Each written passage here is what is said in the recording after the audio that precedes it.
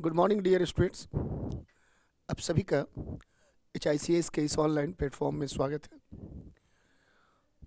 आज हम लोग मॉडर्न इंडिया के अंतर्गत जो यूनिट फर्स्ट है उसका आज लास्ट लेक्चर देखेंगे, और जो बच गया है वो है कर्नाटक वॉर हम पढ़ा रहे हैं। तो कल मैंने बताया था जैसे सेकेंड कर्नाटक वॉर, याद होगा, सेकेंड कर्नाटक वॉर, और ये बताया था मैंने 1749 to 53। ठीक है, रीज़न मैंने बता दिया था कल। रीज़न अगर याद होगा आपको कि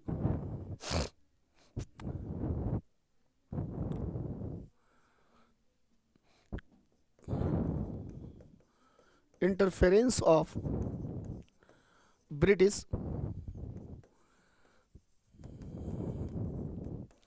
and French in South Indian politics, और या ये भी हो सकता है ऑप्शन में, कल बताया था हमने कि इंटरफेरेंस इन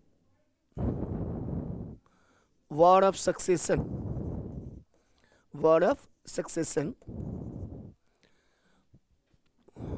इन साउथ इंडिया, है ना।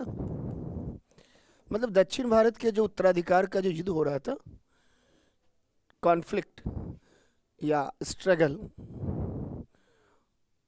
For the war of succession in south India, और उसमें इन लोगों ने इंटरफेयर किया। और कैसे किया? चूंकि जैसे मैंने कल बताया कि ये हैदराबाद है, तो हैदराबाद का जो निज़ाम है, निज़ाम होता है, और एक था कर्नाटक,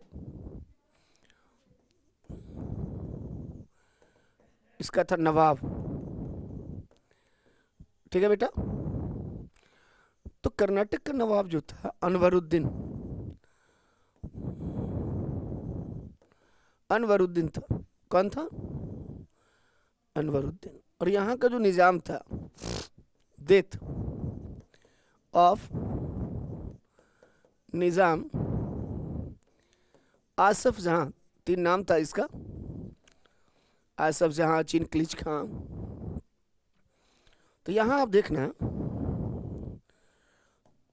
कि जो रियल नवाब था, सॉरी निज़ाम थे, ये आसफ जहाँ या अनवरुद्दीन।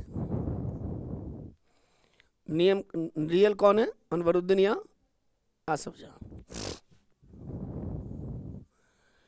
लेकिन आसफ जहाँ जब मरा तो नासिर जंग को बनना चाहिए था निज़ाम। नासिर जंग, ध्यान देना बेटा, नासिर जंग को बनना था निज़ाम, और यहाँ तो अनवरुद्दीन था ही। तो यहाँ जो विरोध किया जाता है वो किया था चंदा साहिब द्वारा, चंदा साहिब द्वारा।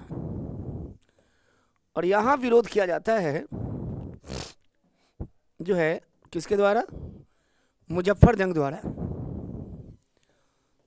मुजफ्फर जंग, ध्यान देना। अब देखना कहानी में ट्विस्ट कहाँ आता है।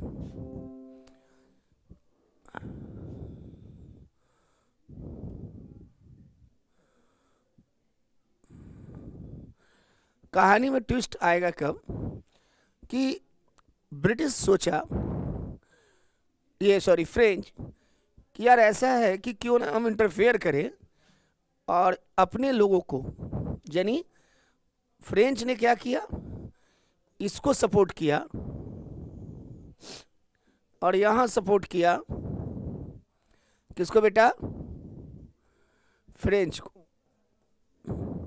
फ्रेंच ने यहाँ चंदा साहब को सपोर्ट कर दिया, और यहाँ मुजफ्फर जंग को कि मैं आपको बनाऊंगा रूलर, आप मेरा साथ देना।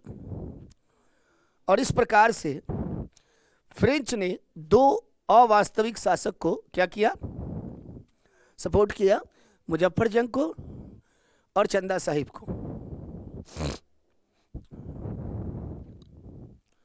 अब यहां ध्यान देना है आपको, ब्रिटिश ना चाहते हुए भी किसको सपोर्ट किया, ब्रिटिश, और यहां ब्रिटिश कर दिया अनवरुद्दीन का। इसका मतलब है कि ब्रिटिश का जो बना अलायंस वो किसका किसका है, ब्रिटिश का अलायंस किसका है, नासिर जंग का है और अनवरुद्दीन। फ्रेंच का किसका है, मुजफ्फर जंग का है, चंदा साहब, एफएमसी बीएनए, ठीक है। और इस प्रकार से दक्षिण भारत में वॉर शुरू हो गया आपस में। और इसी में एक युद्ध होता है जो मैं जाते जाते कल बताया था, बैटल ऑफ अंबूर, 1749। अब एक सैंड थो में भी हुआ था, याद होगा आपको। सैंड थो में कब हुआ था, 1748 में, और ये कब हुआ, 1749। एक तरफ फ्रेंच है और दूसरी तरफ कौन है, अनवरुद्दीन, नवाब ऑफ कर्नाटक। और यहां क्या हुआ, defeated, he was defeated and killed by French. फ्रांसीसियो द्वारा क्या किया गया, इसको मार दिया गया अनवरुद्दीन। और एक बहुत बड़ा जो है, बहुत बड़ी घटना थी साउथ इंडिया के पॉलिटिक्स में, ठीक है बेटा।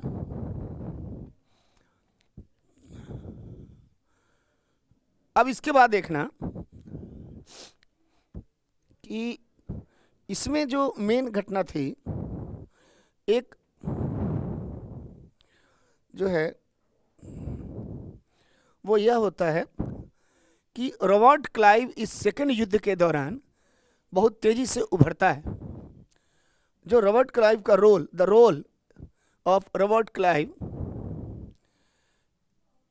इन साउथ इंडियन पॉलिटिक्स और इंडियन पॉलिटिक्स इंक्रीज्ड,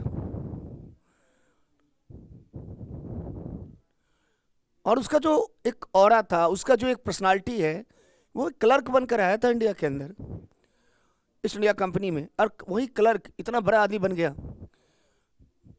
भारत में जो स्थापित किया ब्रिटिश ने, उसमें सबसे बड़ी भूमिका क्लाइव की, ठीक है। और एक संधि होती है बाद में, संधि का नाम है पौंडीचेरी, पौंडीचेरी, ट्रीटी ऑफ पौंडीचेरी। और ये संधि होती है 1754 में। अब आपके सामने एक दिमाग है कि सर जब ये युद्ध होता है समाप्त 53 तक, तो 54 में क्यों होता है।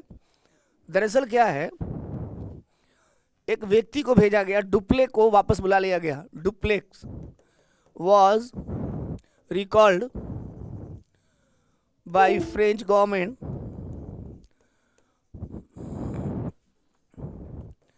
एंड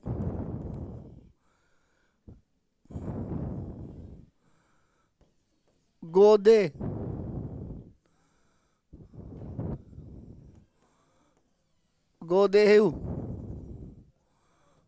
HEU, गोदेहू, ये was appointed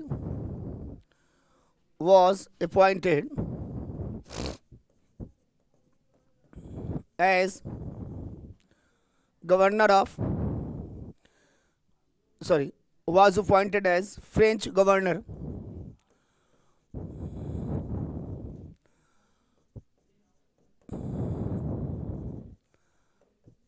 देखिएगा, यानी डुप्ले जो है वापस बुला लिया गया और उसके जगह फ्रेंच गवर्नर को नियुक्त किया गया भारत में। ठीक है, ये घटनाएं हुई। तो इसका मतलब ये हुआ बेटा कि कोऑर्डिनेशन का लैक है ना। एक तरफ इतना मजबूत हो रहा है, स्ट्रांग हो रहा है ब्रिटिश, आपके जो मेजर ओपोनेंट है ब्रिटिश है, और वो मजबूत हो रहा है डे बाय डे। जबकि आप जो है, जो फ्रेंच है, उनके साथ समस्या क्या है कि आप कमजोर हो रहे हो। आप आपस में डुप्लेक में लाख कमियां थी, लेकिन ये था कि वो बहुत डिप्लोमेटिक था, लेकिन आपने उसको बुला लिया। और फिर होता है पौंडीचेरी की संधि 1754, सॉरी वो 54 तक था ना, 1794 से ये 55 हो जाएगा बेटा, है ना, सॉरी 55 हो जाएगा। हाँ, ट्रीटी 5 में होगा ना, देख लीजिएगा, ट्रीटी 5 में होता है। चलिए लिख लीजिए आप। हाँ, 1794 से होता है ना, सॉरी इसमें पीछे मैंने क्या लिखा था, सेकेंड कर्नाटक वॉर, इसको 54 कर लेना बेटा। 1749 से 54 कितना होगा? हाँ, 1 साल के गैप था। The duration of second Karnataka war was 1749 to 54। ठीक है, और treaty, the date of treaty was 1755, treaty of Pondicherry. Third देखिएगा, थर्ड कर्नाटक वॉर 3 होता है, थर्ड कर्नाटक वॉर 1756 से 63 तक।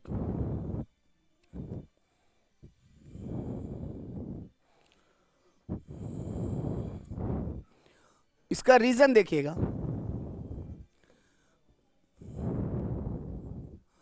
इसका कारण क्या था? तो जो पहला का कारण था Austrian war of succession, India के बाहर था, तो यहां भी बाहर से हो रहा है। जैसे 7 year war of Europe, Europe के 56 में 63, यूरोप का सप्तवर्षीय युद्ध।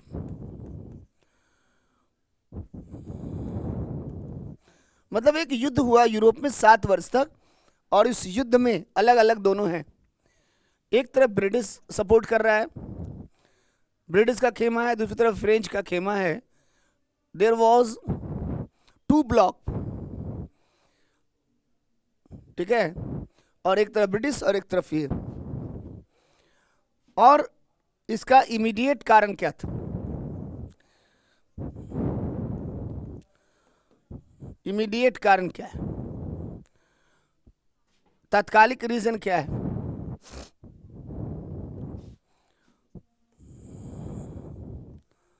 तात्कालिक कारण यह है बेटा, सुनना ध्यान से, जो इमीडिएट रीजन है वो यह है कि रॉबर्ट क्लाइव, नाम सुने, ऑफिसर था ब्रिटिश का, जो बाद में बना गवर्नर बंगाल का। रॉबर्ट क्लाइव प्लासी के युद्ध के बाद बनता है, एंड वाटसन, ये दोनों ऑफिसर्स हैं। कैप्चर्ड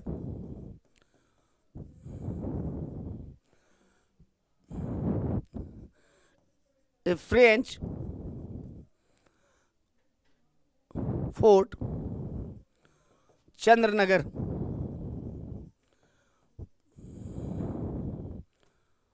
चंद्र नगर इन बंगाल। मतलब वाटसन और क्लाइव ने, दोनों ने मिलकर बंगाल में फ्रांसीसी जो किला है उस पे अधिकार कर लिया, कैप्चर कर लिया। आप जब फ्रांस के ट्रेडिंग सेंटर को कैप्चर करोगे तो फ्रांसीसी तो शांत नहीं बैठेगा और फिर युद्ध हो गया। और इस युद्ध की एक बहुत बड़ी घटना घटी जिसका नाम था, इसको लिख लीजिएगा,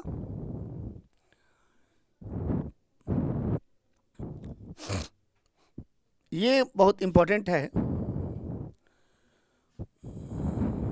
ट्रीटी, सॉरी एक बैटल है, battle of Wandiwash.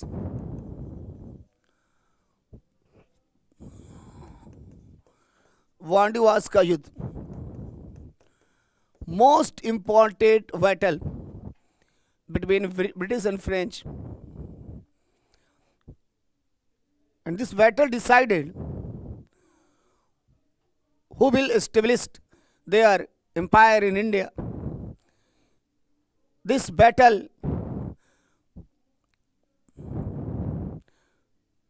decided the future of French company in India. ये युद्ध ने फ्रांसीसियों के भविष्य का निर्धारण कर दिया भारत में। एक तरफ कौन है? फ्रेंच, और दूसरी तरफ कौन है? ब्रिटिश।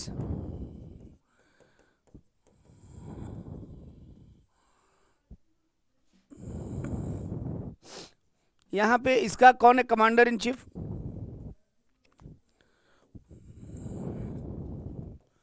सेनापति कौन है?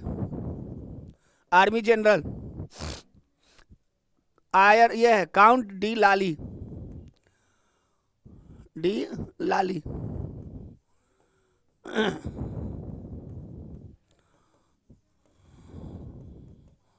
और यहां कौन है कमांडर इन चीफ? आयर कूट।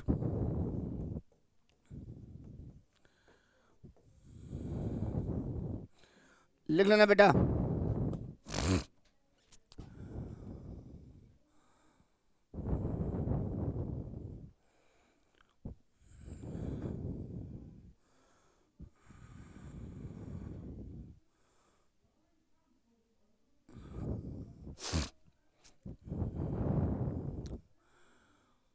ये फ्रेंच वर डिफीटेड, ये अंग्रेज जीत गया, और काउंट डी लाली उसको अपने देश में खूब पड़ी गाली। अब ट्रीटी क्या है यहाँ? ट्रीटी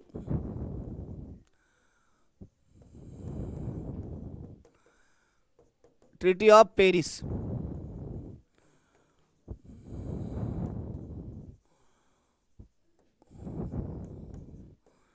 सेवनटीन 63 में एक पेरिस की संधि हुई।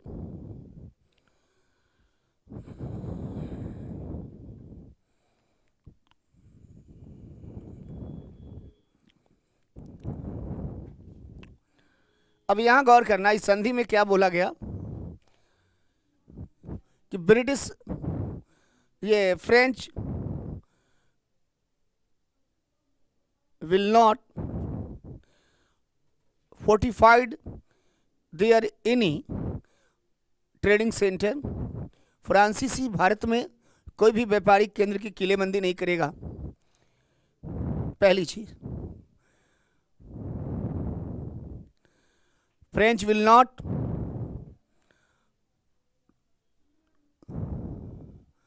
Involve in any political activities in India. Bharat में कोई भी पॉलिटिकल जो गतिविधि है, राजनीतिक गतिविधि, उसमें इन्वॉल्व नहीं होगा, सहभागी नहीं बनेगा। It means after the treaty of Paris और the battle of Wandiwash, French were restricted to only trade or trading activities in India. उस युद्ध के पश्चात जितने भी व्यापारिक गतिविधियां हैं वहां तक वो सीमित हो गया। तो ये इंपॉर्टेंट चीज था आपका। अब यहां एक ध्यान देना, अब कोड बता रहे हैं, सुनना कैसे याद रखना है, क्योंकि भूल जाओगे फर्स्ट, सेकेंड और थर्ड। अब सेकेंड वाला तो याद रहेगा तुम्हें, कि interference of French and British in South Indian politics, first वाले में भूल जाओगे तो इसको ऑस्ट्रियन वॉर ऑफ सक्सेशन, और यहां क्या है थर्ड में, क्या है बेटा,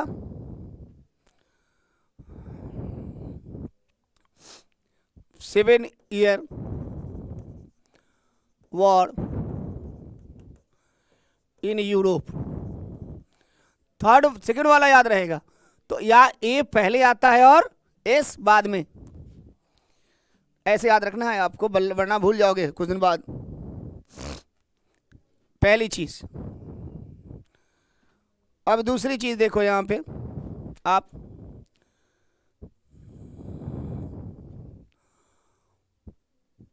ट्रीटी इमीडिएट कारण यहां भी है,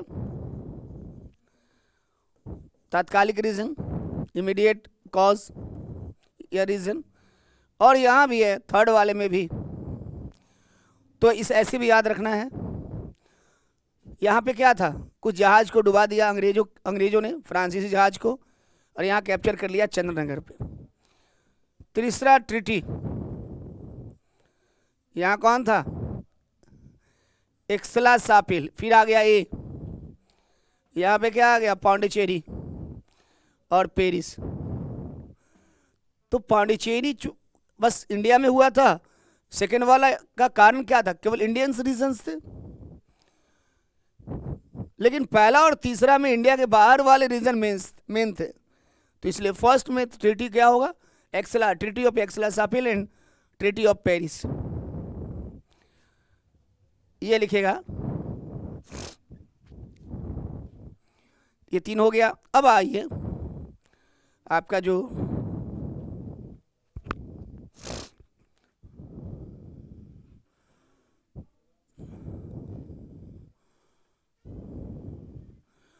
अब इंपॉर्टेंस लिख लीजिए, importance of Carnatic war.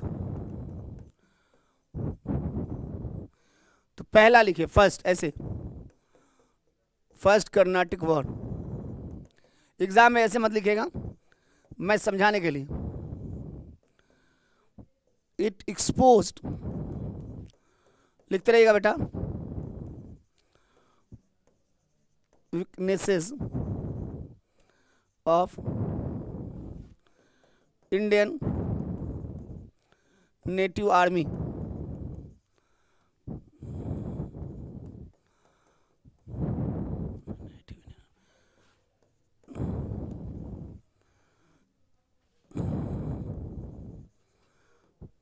it exposed the weaknesses of native Indian army, इसने स्थानीय भारतीय सेना की कमजोरियों को उजागर कर दिया।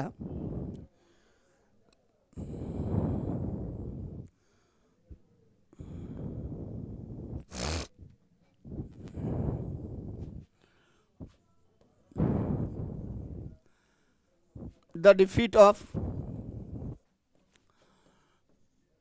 नवाब of Karnataka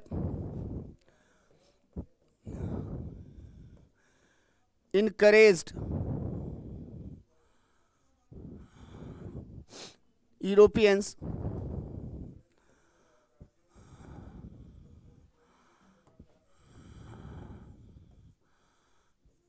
interfere in Indian politics.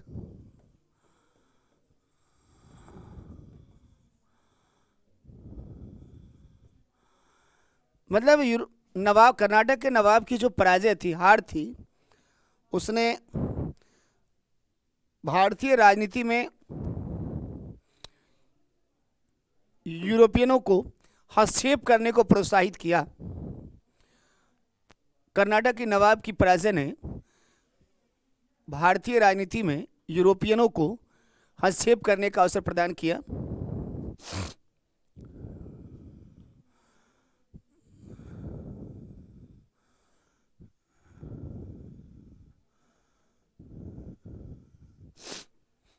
दो हो गया, तीसरा लिखेगा at the same time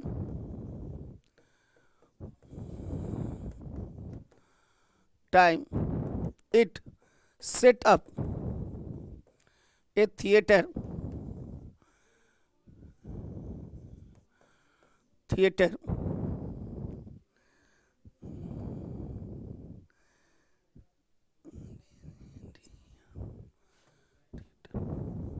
for Robert Clive.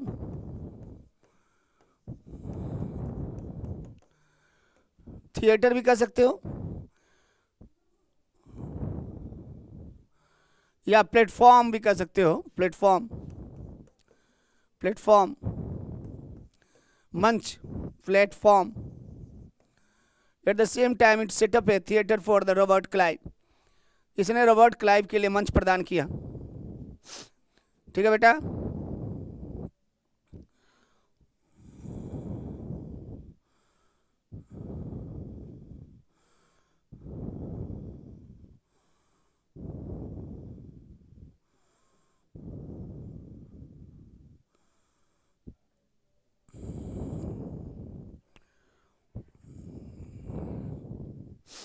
दूसरे कर्नाटक वार का लिखेगा importance. Second Karnataka war.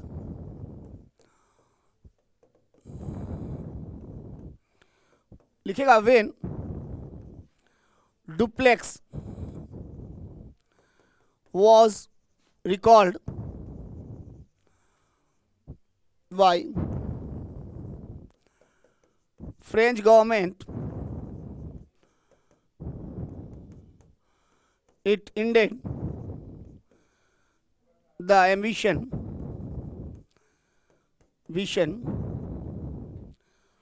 of French to establish their empire in India.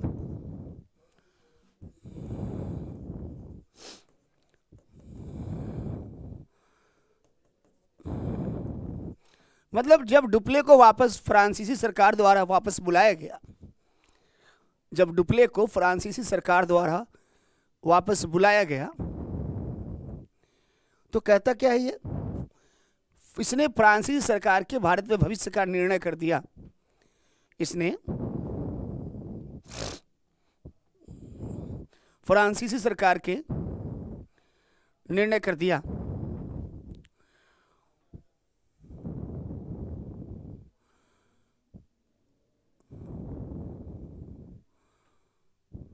एक और लिखेगा सेकंड में ही,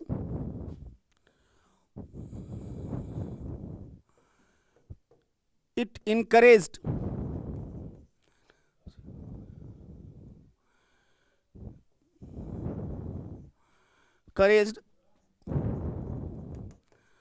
British to interfere in native issues and took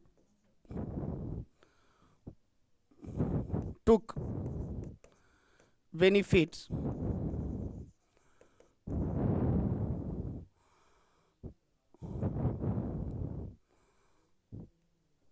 या सीधे ऐसे लिख दो. It encouraged British to interfere in native issues and to took benefits from them. मतलब आप जो है, मतलब ये इनकरेज किया ब्रिटिश को कि आप यहाँ के मुद्दों में क्या करो, इंटरफेयर करो और यहाँ पे क्या है उससे लाभ उठाओ. और यही किया बाद में जाकर इसने.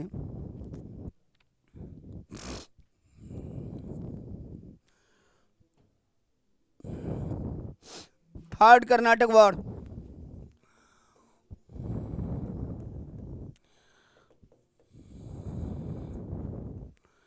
पहला क्या होगा, the battle of Wandiwash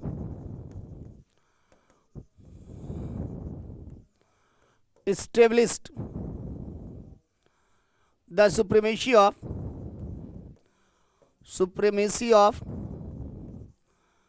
British in India.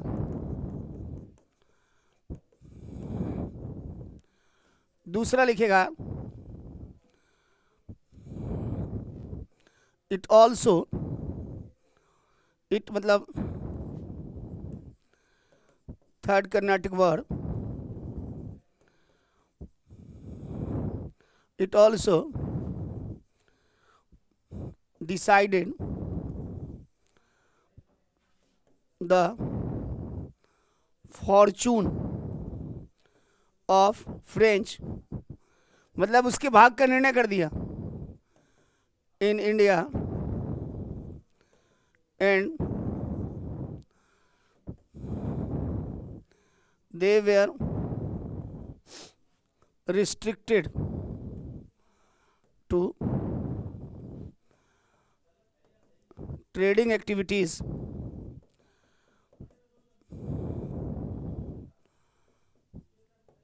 ठीक है. It also decided the fortune of French in India and they were restricted to trading activities only. वो केवल व्यापारिक गतिविधियों में तक सीमित हो गया.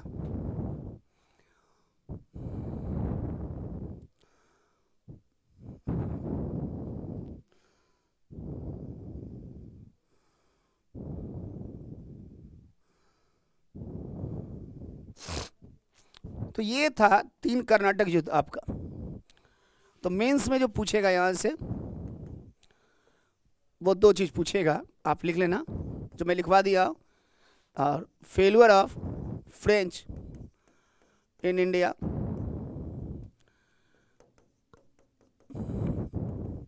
और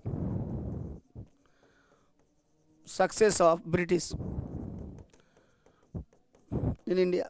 ये दोनों में से एक ही आंसर है. मेंस फॉर यूनिट फर्स्ट में यही होगा.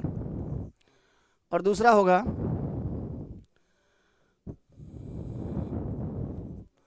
ये अलग अलग करके नहीं आएगा, एक साथ आएगा. कर्नाटक वॉर ये है बेटा. ये 2 क्वेश्चन है आपका. अब इससे ज़्यादा मेंस में फर्स्ट मैंने पहले ही बताया कुछ टॉपिक है जहाँ से मेंस बहुत कम आते हैं. तो यूनिट फर्स्ट में मेंस का केवल यही टॉपिक आएगा. एक और लिख देना. हाँ ये एक और, sorry, Gothic style. Gothic style of architecture. मैं तीनों करवा चुका हूं बेटा. गोथिक स्टाइल ऑफ, नोट्स मिला है, नोट्स में तीनों हैं, उसको पढ़िए बार बार. तो अब मैंने जानबूझकर छोटा सा टॉपिक था ये. अब सेकेंड यूनिट में शुरू करूंगा कल से. कल से आपकी ड्यूरेशन बढ़ जाएगी, ठीक है. सेकेंड यूनिट, क्योंकि मैं 5 मिनट में क्या पढ़ाऊँ, सेकेंड यूनिट कल पढ़ाऊंगा.